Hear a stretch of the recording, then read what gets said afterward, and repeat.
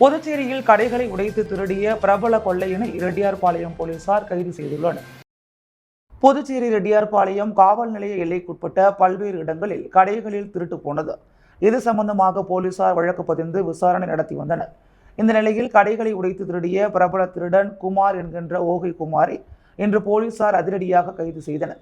குற்றவாளியை துரிதமாக செயல்பட்டு கைது செய்த வடக்கு குற்றப்பிரிவு காவலர்கள் மற்றும் ரெட்டியார்பாளையம் குற்றப்பிரிவு காவலர்களை உயரதிகாரிகள் பாராட்டினர். இந்த குற்றவாளியின் மீது 50க்கும் மேற்பட்ட வழக்குகள் நிலுவையில் உள்ளது குறிப்பிடத்தக்கது.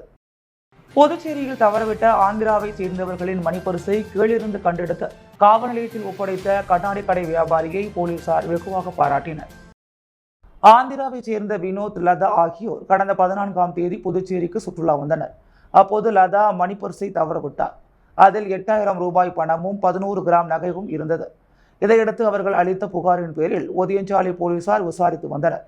இதற்கிடையே ஆம்பூர் சாலை பழைய சட்டக்கல்லூரி வளாகம் அருகே கண்ணாடி விற்பனை கடை நடத்தி வரும் முரளி என்பவர் கடையின் எதிரே கீழே கிடந்த மணிப்பர்ஸை கண்டெடுத்து ஒதியஞ்சாலை காவல் நிலையத்தில் ஒப்படைத்தார். இதையடுத்து போலீசார் மணிப்பர்ஸை தவறவிட்ட லதா மற்றும் வினோத் ஆகியோரை காவல் நிலையம் அழைத்து பணம் மற்றும் நகைகளை ஒப்படைத்தார். மேலும் மணிப்பர்ஸை ஒப்படைத்த முரளிக்கு இன்ஸ்பெக்டர் செந்தில்குமார் மற்றும் போலீசார் சால்வை அணிவித்து பாராட்டினர். புதுவையின் அன்றாட நிகழ்வுகளை காண பாண்டி ஹெட்லைன்ஸ் யூடியூப் சேனலை சப்ஸ்கிரைப் பண்ணுங்க. தொடர்ந்து எங்களுடன் இணைந்திருக்க பக்கத்தில் உள்ள பெல் பட்டனை பிரஸ் பண்ணுங்க. லைக் பண்ணுங்க, ஷேர் பண்ணுங்க. என்றும் உங்களுடன் பாண்டி ஹெட்லைன்ஸ்.